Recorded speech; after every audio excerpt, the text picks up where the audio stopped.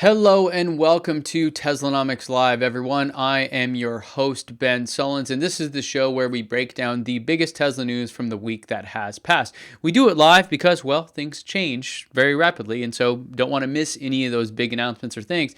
And when we do this, there's, a few stories I'll cover, and at the end of it, we'll do a Q&A. And if you want to be a part of the Q&A, you need to join on Crowdcast, and in order to get that invite, you need to join the email list. So few steps to jump through, but if you go to teslanomics.co/join, you can hop on there. Every new episode will be direct to your inbox, as well as special announcements and event invites and any other cool stuff we have going on. So make sure to go check that out. Now, before we get too deep into it, I will let you know that I will post a pinned comment after this with different timestamps. So if you are watching this after the live stream and you want to actually go back and just hop to one of those stories, you can do so just by looking for the pinned comment down below. While you're there, give it a like, give it a share, help spread the word. So anyways, without further ado, let's just hop right into it.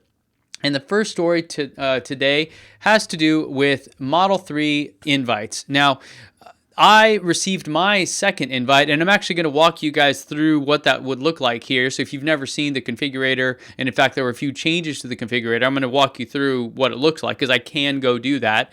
But that really, the story I think is that more folks are getting their invites to configure their Model 3s, and thus we hope, or people are speculating now, that this means non-owners will start to get their invites next.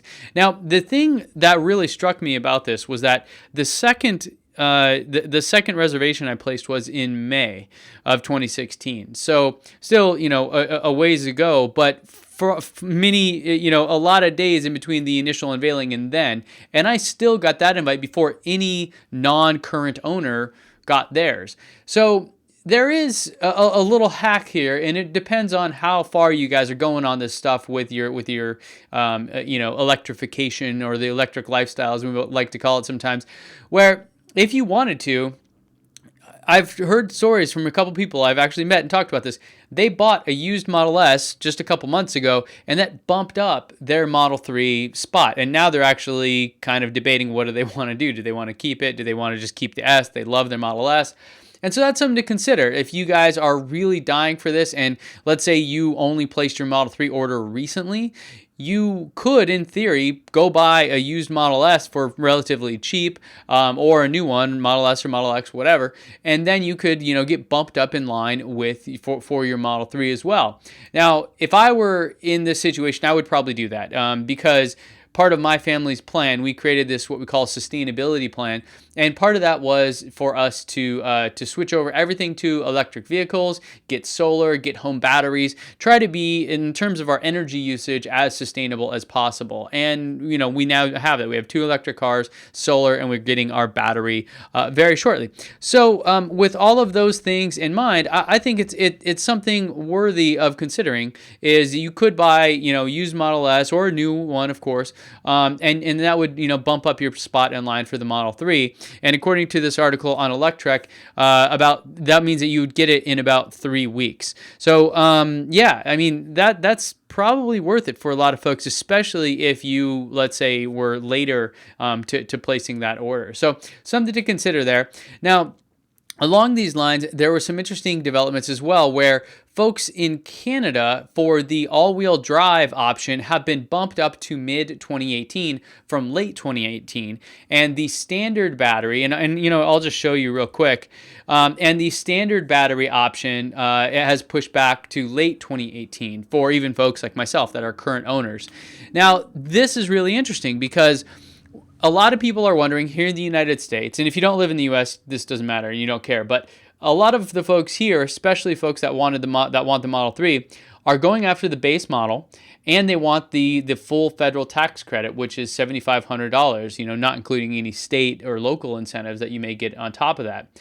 So that being said, everyone is still basically predicting that Q2 will be when Tesla hits the 200,000th Tesla electric car sold, which then signals the phase out of that program for that manufacturer. It's a per manufacturer basis. So what happens then is when they switched this to starting to push dual motors to Canada, earlier, a lot of people are starting to think that maybe Tesla will do something to kind of arbitrage the situation and sell those cars outside of the U.S. so they don't count towards that 200,000 mark in the U.S. And then at that point, then maybe Q3, the beginning of Q3, they will just open the floodgates and really try to maximize the tax benefit for everyone. Now, Elon has tweeted that. In fact, he said that loyalty begets loyalty, regardless of what maybe is the best financial decision for the company.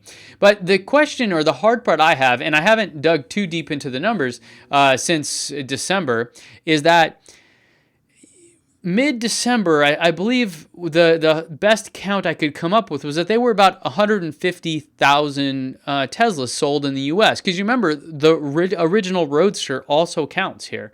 Now, that means that with S and X sales alone for Q1 and Q2 of this year, they may hit that 200,000 mark regardless of any Model 3 deliveries at all. So then you tack on, what they hope are probably 10, 15, maybe 20,000 by the end of Q2.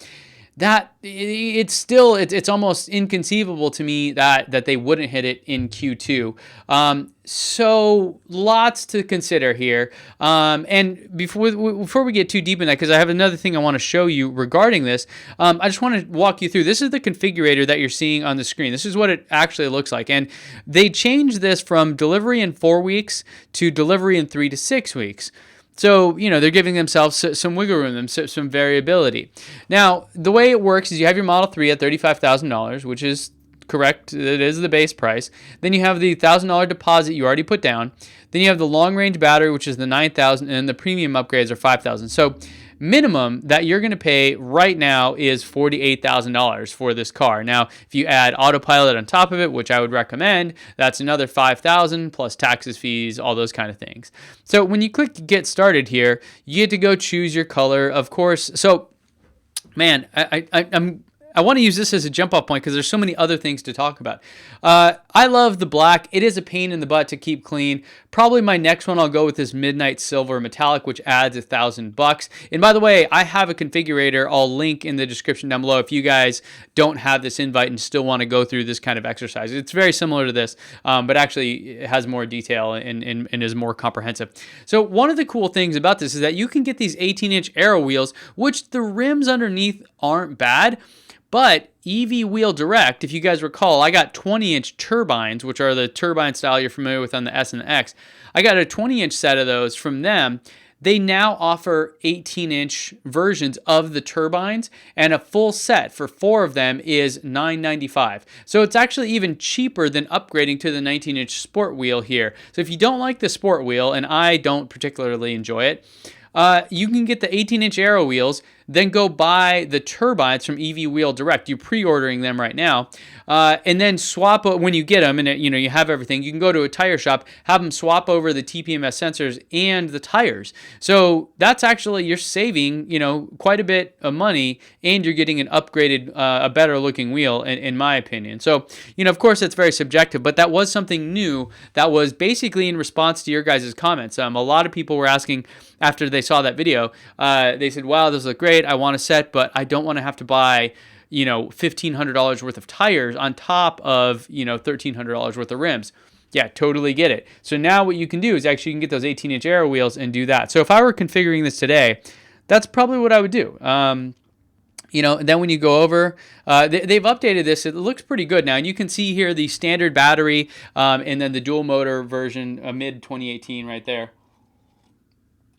Excuse me as I try to keep warm here in the frigid San Diego weather.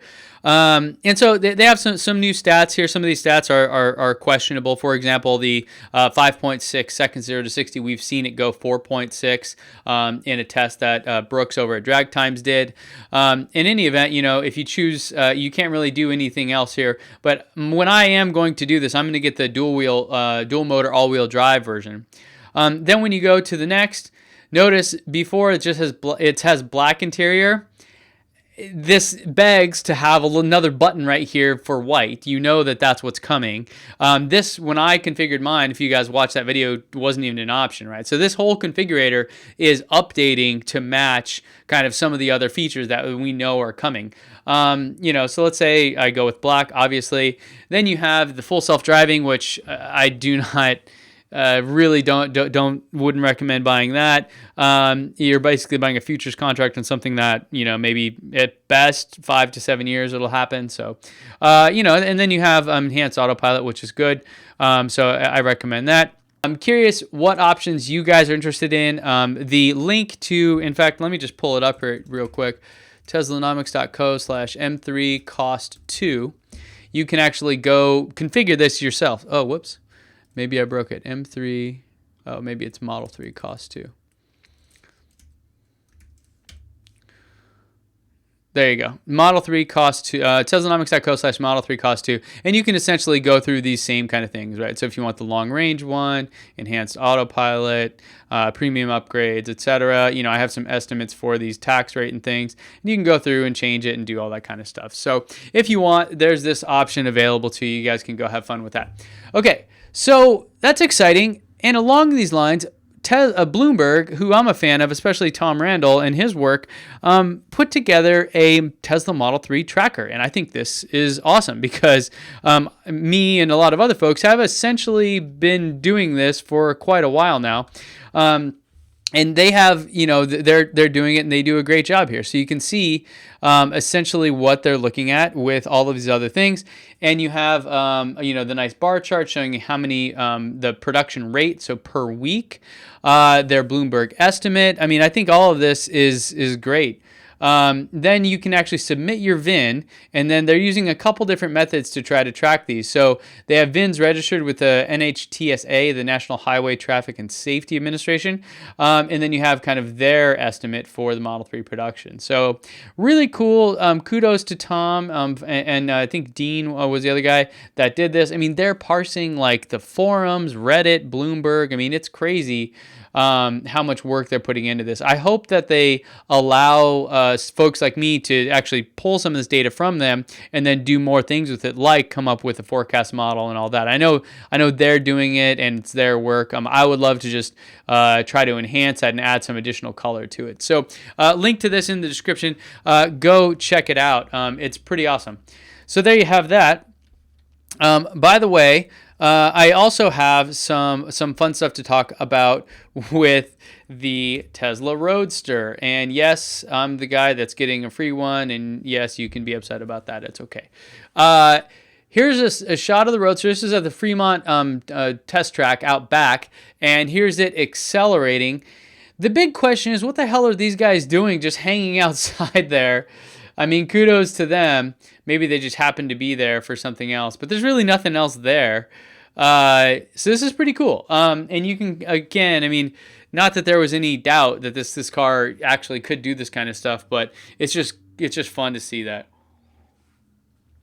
Next, I have some stuff, some updates and some other cool information to share. First is I did an interview here with Bryan Birsic, and if you're unfamiliar, he is the founder and CEO of Wunder Capital. Now, me and Bryan talked a lot about the solar industry and the solar tariff, what that means for folks in the United States, what it means for the solar industry. It is about an hour long, so I understand maybe a big chunk. I mean, I'm notorious for not, following up on podcasts and things, but this was one of the most insightful conversations I've ever had regarding the renewable industry in the United States. So if you didn't have a chance to go check that out, I would highly recommend it. If you have YouTube Red, you can actually just go fire it up and then, lock your phone, or you don't have to have the screen on and it'll keep playing. So it's a very good kind of podcast style video. So I highly recommend that because it was just really interesting talking to Bryan about the actual impact that this new solar tariff in the United States U.S. will, or they're projecting to have. And so, yeah, super cool stuff. If you want to dig into that and understand more about solar in the U.S., I highly recommend it. Next, as I mentioned, the 18-inch wheel turbine wheels from EV Wheel Direct, they have kind of two things going on here. There is the free shipping on the 19-inch and 20-inch wheels until the end of this month. So if you want the upgraded 19s or 20s, this is a great deal that you can get those without having to pay for shipping, which is typically upwards of $200. As well as they now have some of these wheels, the 20-inch set, at a discount. So all of this stuff is really just a great option, I think. And of course, as I mentioned before, they now have the 18-inch version of the wheel, which is under $1,000 for a full set. You can go check these out at teslanomics.co/M3 turbines, or if you just Google EV Wheel Direct turbines, you'll find those. So just wanted to share that with you because I know a lot of people were asking about that, and there you have it. I think it's a really cool deal that they're offering there.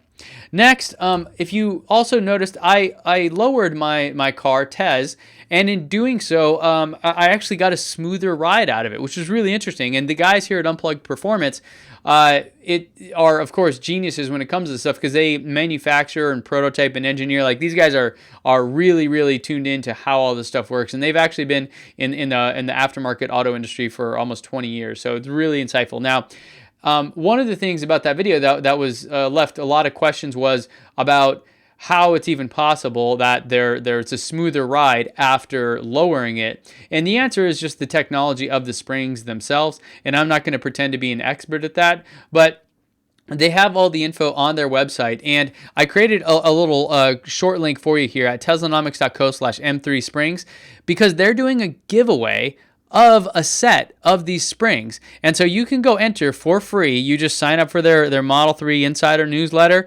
and then you are entered to win a free set. I think they're $335.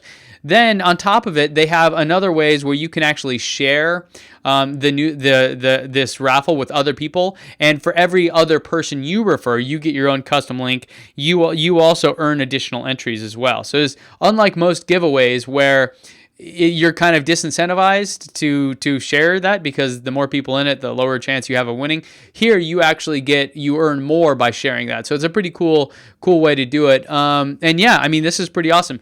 It's going to be, I think, 21 days left. They've got 500 entries so far, so it's still actually a fairly good shot of winning this. So go check it out at teslanomics.co/M3 springs. As well as on there, you can see all the other info. There's a link here to how and why these springs are, I guess, just giving that a better ride. In one test I didn't do, which a lot of people asked, and you guys are right, you suggested this, is that more cornering and stuff, because the dual rate of the springs essentially give it better handling when you're turning, when you're cornering and those kind of things at higher speeds. And then when you're just cruising, it's very soft. So that's how you have a smoother ride when you're just cruising, but then when you're trying to handle or corner or anything, it tightens up. And that's what the dual rate means. So they have great info on that if you guys are curious about the technical reasons as to why. Next, I have some fun things to share. This is a new Facebook group. It's actually a group that I repurposed from before. We're calling it Tesla Jedi. This is for you guys out there that want to get kind of more discussion around some of the videos I do or just some of these topics in general and want to dig a little bit deeper with other like-minded folks. You can go to sign up for the group at teslanomics.co/Jedi. This is just that's the link to this Facebook group. And I'm using this to share additional content. So I actually have a lot of videos and a lot more content that I'm producing, more analysis, all these kind of things. But the way YouTube works, I can't just blast it on YouTube because the algorithm will essentially punish me, which sucks, but that's how it is, and that's the game you got to play. So what I'm doing is I'm actually putting a lot of this here on Facebook so that way we can have a deeper discussion about it. So if you want to be a part of that, there's no cost or anything like that. Just go to teslanomics.co/Jedi. All right. Lastly, before we get to the Q&A, just a big thank you to everyone that has helped make this journey possible. We just this past week reached 10 million total views. which is pretty insane. 56.3 million hours of watch time. That's how much time people have spent watching videos on our channel here, and we're just north of 64,000 subscribers now. So I just wanted to give a big heartfelt, thank you to everyone that has embraced me and my weird way of looking at the world through data in this journey here of really kind of just piggybacking on how Tesla is changing our world and really trying to understand that, because I think there are very few companies, if any, that are doing such an interesting job. So I'm happy to have you along with me, and thank you yet again. Okay, I'm going to hop over to Crowdcast now, and we're going to do some Q&A. Now, for the Q&A, the way it works, if you guys are on Crowdcast, and I'll stop sharing my screen for those folks that are on there, the way it works is you need to go vote. So there are 30 questions so far, and what happens is you go through and you just vote on them, and then I will answer them. So yeah, I'll give you guys a second here. I'll take a drink of my tea with my fancy Tesla mug that you get, or I got from buying my Model S. And again, if you guys are want to be a part of this in the future, want to be a part of this Q&A, you need to get on the email list, because that's where I send out the invite, and you can do so at teslanomics.co/join. So all the links and everything will be in the description of this video after the fact. So here we go. Walt asks, I understand that Tesla cars are connected to the internet through AT&T. How long does that last when you buy, and what does it cost after it expires?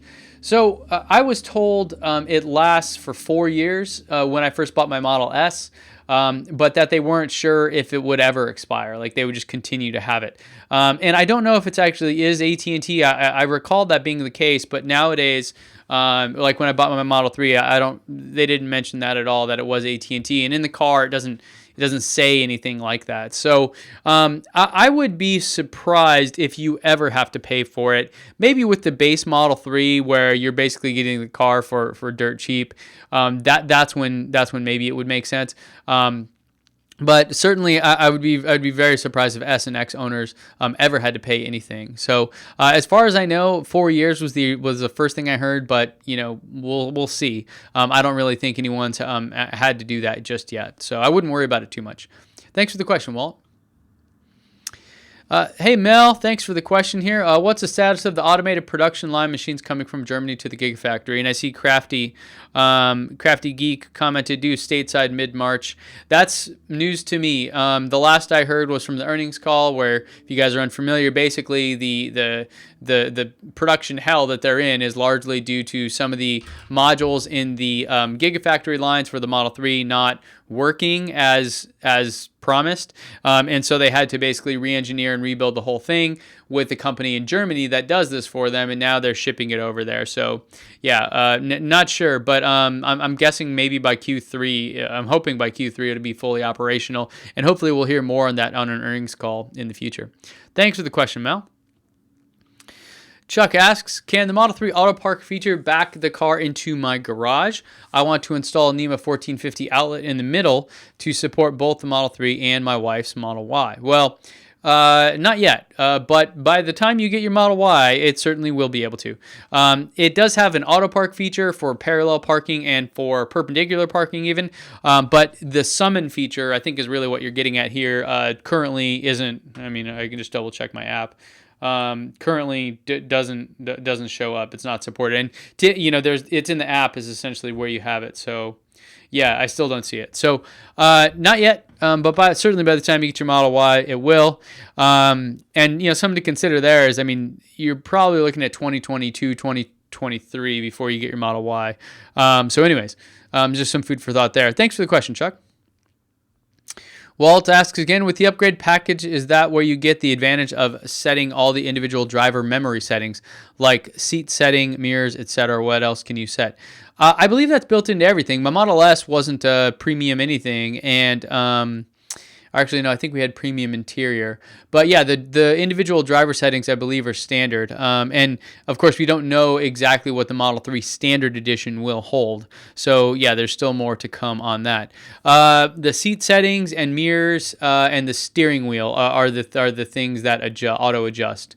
And also, the Model 3 doesn't have the ability to do the easy entry yet either, which is something they pushed out in the S and X recently, where the steering wheel will kind of go up and away, and the seat will kind of go back and lower. So when you get in, it's real easy, and then it'll adjust as soon as you kind of hit the brake and turn the car on. So yeah, more to come on that for sure. Thanks for the question, Walt. Chris Machado asks, in your recent video critique of your Model 3, you suggested instead of waiting for a Model 3, purchase a used Model S. Yep. What year, acceptable mileage, and battery size would you recommend at a minimum? Well, I probably would only buy something as an 85 kilowatt hour battery, just because for the road trips we go on as a family, not having that added, 40 or 50 miles or whatever it is, really, it makes us have to stop an additional time and adds almost another hour to our trip. So I would go with an 85 if you can find one for a reasonable price. Year, I would probably get 2013 as the oldest. You probably won't find one older than that anyways. I love mine. It's fantastic. It doesn't have autopilot, but after having autopilot now for a month in my Model 3, I can live without it. Adaptive cruise control would be great. That's something that's not there. But if you could find one, I don't know, maybe in the 30 to 40,000 mile range with original autopilot, that would be a pretty good buy, I would say. I'm not sure what the price is and all that, but yeah, good luck searching for it. Also, my friend Eric has a website called TeslaInventory.com, which allows you to search all over the country, because when you search on the Tesla website, it's only in your area, unless they've changed that. So yeah, good luck on your search. And by the way, as I mentioned, that should bump up your Model 3 reservation to very soon, like within weeks.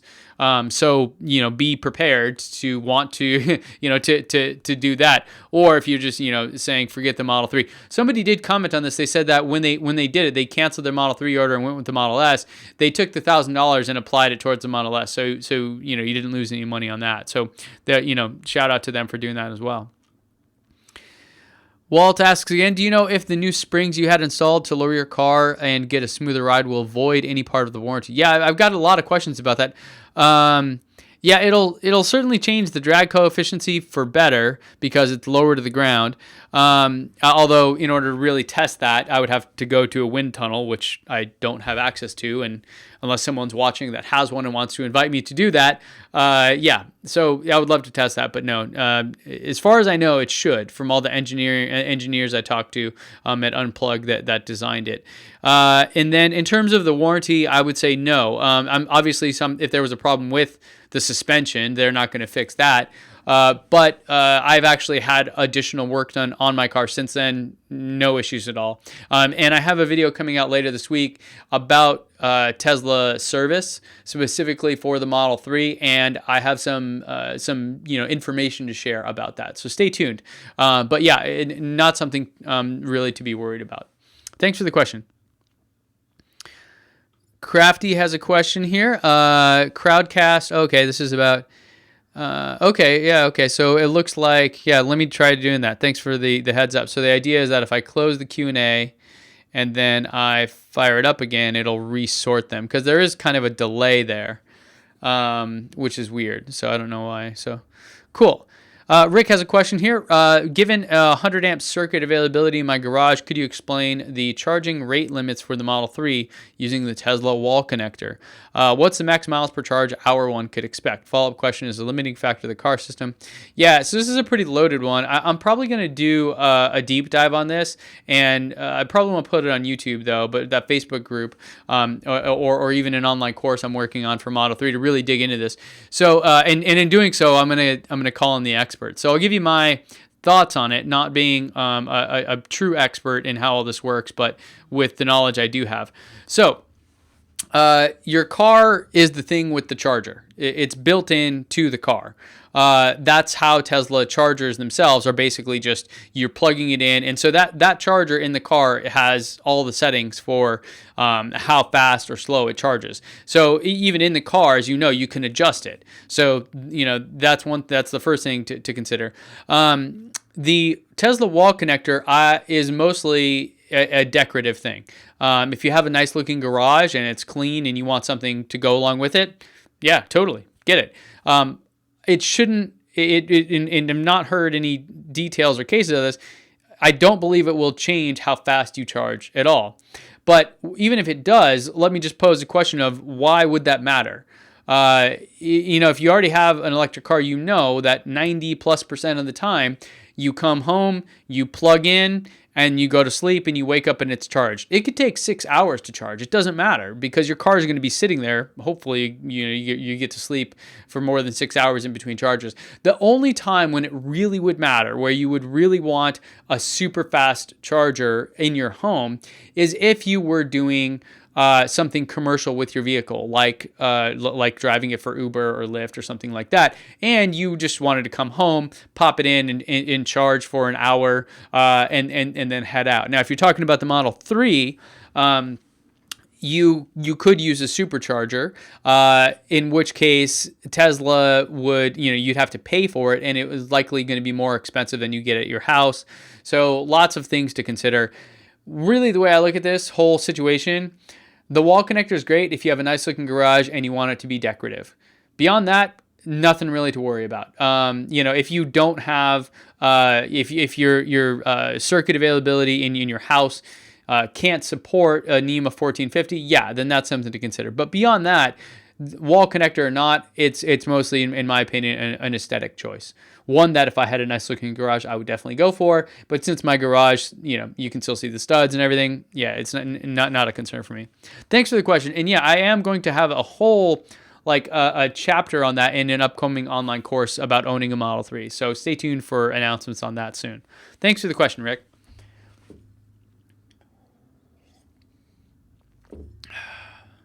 A question from NG. How will summon mode work on a curved driveway? That'd be kind of neat. I wonder if it's banked, if it would just turn it. Could I pull to the bottom of my driveway and somehow get the car to pull up in my garage and curved driveway? I don't believe so. I think it has to be straight from everything I know. What would the ideal place in my garage to put my charger? The ideal place to put the garage is, so if you're going to pull in straight, it's going to be on the driver's side rear of the car, and then that way it's closest. You can get a 24-foot cable if that's helpful as well, but for most use cases, that's where you're going to put it. Thanks for the question. Let me just close this real quick and then open it back up in case we have more. Oh, doesn't look like it. Okay, so this is a question from Scott. Hi, Scott. By the way, Scott, thank you for all of your help. I know you're always very helpful in answering other people's questions here, and we haven't always been able to get to your questions. So, for me, the base 220 and 310 all-wheel drive are both now late 2018, meaning October, November, December. I'm going to call it December. Also heard that some places are now going to get all-wheel drive Model 3 before based. Yep, so that's Canada. Also here in the U.S., like if I go back, well, I'm not sharing my screen right now, but if you look on the configurator, the mid all-wheel drive model is mid 2018 for me, and the standard is late 2018. So yeah, there are some quality issues with panel alignment and paint defects. I don't know about the panel alignment. It's so minimal to me. I know people obsess over it. I would just, it's funny. It makes me want to go back and look at like a Honda Civic and just see how that compares. It's something that I've never even thought of until people brought it up here. And there is tiny variances. And the way that Tesla does it is there's a little tool. They have a little piece of plastic they can go through. And with that, what they do is it actually... it has a range that's acceptable, and they test every single car. So as long as it's in with the acceptable range, you're good to go. Now, paint sucks for whatever reason. Now, okay, there are two things about this. The paint on my black Model 3 has scratches on it. I'm going to need to get a paint correction, which will be somewhat minor, and then I'm going to get a ceramic coating. You can also get a wrap and all these other kind of things, which are much more expensive. But stay tuned. I'm going to be doing some stuff on that. Now, I've heard that the other paint is higher quality, and that's why you have to pay $1,000 for it. And so that's why there's that cost difference between the black and say the red or the metallic gray or whatever. So I would say in terms of fixing it on a brand new car, if you guys watch the OC detailing videos, those guys have brand new Model 3s, and yeah, it's messed up. But I think you're really, to me, even if you're buying the cheapest version, I wouldn't expect much, honestly. And you know, I'm not sure how it compares to other car companies.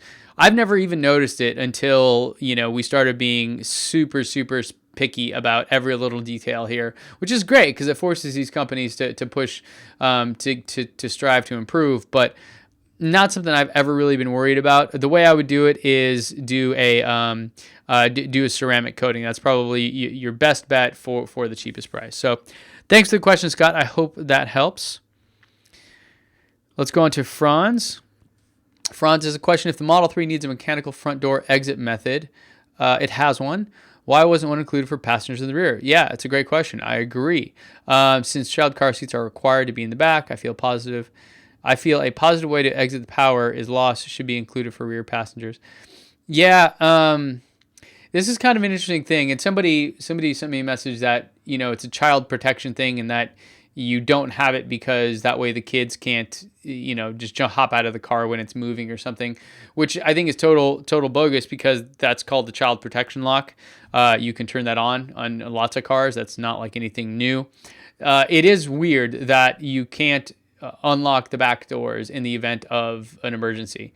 And so without getting too deep into doomsday scenarios, yeah, I agree. It seems that it's strange. And I hope maybe that they'll change that in the future. But for now, it is what it is. So it's something to be aware of for sure. Carry a Sunner punch with you at all times. Dick asks, do you think I could slow charge my eventual Tesla from an extension cord? My closed R outlet is 240 volts at 30 amps. I think a 20-foot cord, got to save some money. Somehow I only drive 100 miles per week. Yeah, that might work. You know, 240 volts at 30 amps. I think the NEMA 1450 is 240 volts at 40 amps. So yeah, in theory. The question is the adapter for it, because unless you have the right connection point, it won't work.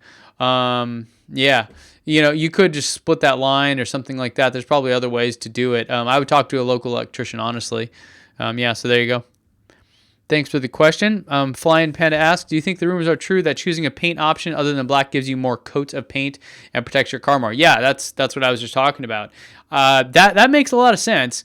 I mean, I don't know if you can actually see it with the naked eye, but at the Model 3 meetup I had a couple weeks ago, there was a guy with a red one. I think his name was Christian, showed up, and it was gorgeous. Now, there is an actual tool to do this. So, if that were easy to access or if somebody had one and they wanted to do that, I would love to actually do this comparison and go, take a look at a non-black one and then my black one and see, because you can actually see the thickness of the paint. And they do this for consumer protection, right? So basically, that exact thing. If you're paying for more paint and they say it is what it is, then they have a way to measure that. So it's really interesting, but that would make sense. So I'm curious if anyone's done that or if someone has the tool and they can do it. So yeah, I'd love to find out more about that. Thanks for the question. Walt has a question here. Are you permitted to drive in the commuter diamond lane in California with only one person since you're driving an all-electric car? Yes, it's called the CAV tag. They're white kind of key-looking tags that you get. Also, would bridge tolls be free? No, those are... Oh, actually, I don't know about bridges, but tolls in general are not.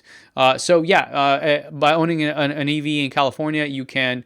You get the stickers, the CAV stickers are called. I haven't got mine yet for my 3. I just applied. You have to wait till you get your license plate, and then you have to order them and blah, blah, blah. There's a couple steps, but, you get them. And then, yeah, in fact, that's one thing I absolutely love about when I drive up to LA, which happens to be pretty frequently, is that I can do that. Now, I've been risking it on my Model 3 because most cops know, that these electric cars qualify.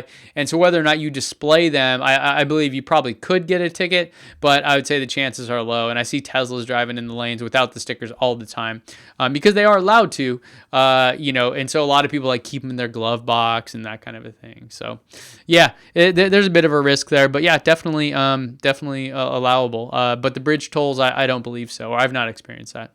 Thanks for the question, Walt. Martin asks, there seem to be lots of questions about the quality of the Model 3 and whether it's comparable to cars from older, more established manufacturers. how would you compare the build quality, fit, finish, and reliability of your Model 3 and S to that of other cars, BMW 3 Series? I'm a really bad person to ask. I'm not much of a car guy. I do like BMW and Mercedes, but I've never been one that really obsesses over those things. Of course, I think they're gorgeous and they're fun and all that, but unless it's electric, I really just don't even care. In fact, at one of the events I was at recently, somebody came up to me and was just ranting and raving about, Ferraris and blah, blah, blah, and I just was completely glazed over, like, do not care at all. So I guess all I really have to say is that how do I like these cars? I think they're fantastic. I think the build quality is exceptional. It's great. I think the design and everything is heads above anyone else. But that's me being a tech guy. That's not me being a car guy. So yeah, maybe someone else can answer that better than I can. Certainly difficult for me. Thanks for the question though, Martin. Crafty asks, what do we know about the Powerwall production deliveries at the moment? Yeah, do we have any idea roughly the turnaround time on getting a install? I would imagine if you went to the website, you could take a look at that and see. I'm getting mine in March, which is from the referral program, so that's a different animal altogether. But yeah, it should be a pretty quick turnaround. I know that there were some delays a year or so ago when I first ordered mine, and then I subsequently canceled it because we got it for free through the referral program. But originally there were some challenges there, but now that hopefully is resolved. So I would just take a look at the website. You should be able to do it, or go into a local office and talk to a sales rep or something. Neil asks, I have a rear-wheel drive Model 3 reservation slated for September 18, but then an all-wheel drive Model 3 for late 2018. Which should I get? By the way, I live in Chicago. Man, hard to say. I've never been to Chicago, but I understand it's extremely cold there in the winters. And from everyone I know that lives in these colder climates, you want an all-wheel drive version if you can get it. So I would go with the all-wheel drive is what I would recommend. But timing and those kind of things, of course, are subjective. So yeah, good luck with that. Thanks for the question. All right, I'm going to go through just a couple more here. Wow, 22 questions still. Does the mapping app on the... Oh, hold on. Valerie asks, does the mapping app on the website take into account elevation changes? Can you program a route and then send it to the car, or do you have to be in the car to program it? So on the first one, yes, it does. On the second one, no, you cannot, that I'm aware of. It kind of sucks, but it does work. So hopefully they'll fix that in the near future. And it is the only option in terms of how to do that. But in terms of energy usage, it does take it into account. So definitely. Thanks for the question, Valerie. James asks, will we see a Model 3 long-range battery option without included premium upgrades package this year? Absolutely. Yeah, the standard one doesn't require it. The long-range one shouldn't either. I mean, they haven't said that officially, but I would guess yes. Considering the standard battery will have that option, it wouldn't make sense that they would offer the long-range without that option. So, yeah, I believe so. Thanks for the question, James. NG asks, is there any indication that additional app support, including Spotify, Sirius XM, iHeartRadio, and Waze, will be available in the Model 3 at some point soon? No. However, I do believe that the Tesla OS, I don't know what to call it, the operating system of the vehicles itself, are going to open themselves up to an app platform sometime soon, hopefully this year. I don't know of any indications of that, other than when you go into a Model S or X and you go into the settings, there is a section called apps. Now, there aren't really, I think the only apps there are the two that they offer, navigation and browser or something like that. But that essentially lends itself well. I mean, and the folks I know who have built an app for that called TesLab, which is like Fitbit for your car, and you can go find those videos where I really break that down and interview them and talk about it. All of those things point to this being a really nice ecosystem for applications in the near future. So I don't know if there's any indications that that's going to happen, certainly with the Model 3, but in general, the way that they've designed it is one that will support that. So I sincerely hope we see that very soon. I think that could be another, billion-dollar product category for Tesla are apps for the car. And of course, some of them will be free and all that, like Spotify and Waze and whatever. So hopefully to see that soon, but no real indications there. So there you go. Ronnie asks, hey Ben, I recently saw a video. I recently saw a video that talked about other tax incentive besides the 7,500 that can be used on the Model X, such as it using reduced to business tax liability up to 30,000. Have you heard of this or know of anyone that has used this? Okay, so let me break that down again. Reduce your business tax liability. I don't know. So that'd be like a business tax credit for buying an electric car. I haven't seen that. In California, we have an additional rebate of $2,500. So yeah, each state, I would say, a lot of states offer additional incentives. If you're doing it for business, of course, there's a lot of different ways you can treat it. So yeah, there's a lot to consider there. I would talk to your accountant for business stuff, and for state stuff, you can just probably Google it and find it depending on where you live. Here in California, I think it's called the Clean Air vehicle rebate program or something like that. I just applied for mine for the Model 3. So yeah, there are definitely more incentives out there, and likely I guess the tax credit survived, but who knows? There may be additional incentives that pop up as the tax credit phases out for Tesla. So yeah, stuff to keep in mind. Thanks for the question, Ronnie. All right, guys, I'm going to take about 2 more questions here as we're hitting the 1 o'clock hour. I want to give you guys enough time to head back to work there if you guys are watching on lunch. Bonk asks, any news on Bird's Eye View software update for AP versions? Nope, haven't heard any of that. I would love to have that, but nope, haven't heard anything official. Scott asks, we received our invite to configure a Model 3 last week. Hey, congrats. And purchased an X in December. Yep. We want to wait for the standard battery, but delivery estimate shows early 2019.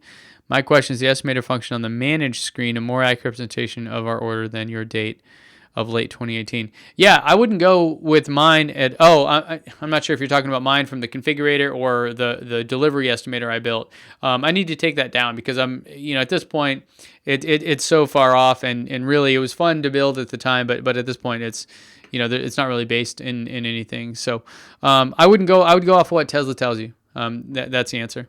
Thanks for the question, Scott, and congrats on the X as well. Okay, can I pick up my model? Edward asks, can I pick up my Model 3 on a location closer to the East Coast without paying the $1,000 delivery charge? I don't know. Maybe if you were to pick it up in California, or at the factory itself, you might be able to avoid that. But I'm pretty sure everywhere else you have to pay. And even I had to pay here in San Diego, so I'm not too far. So. Thanks for the question, Edward, and I'm going to wrap it up there. Thank you, everyone, for the time today. If you aren't on the email list or have questions about anything that you saw today, check the description down below for all the comments. And don't forget, when you free the data, your mind will follow. Thanks for watching, and I'll see you guys back here next time. Cheers.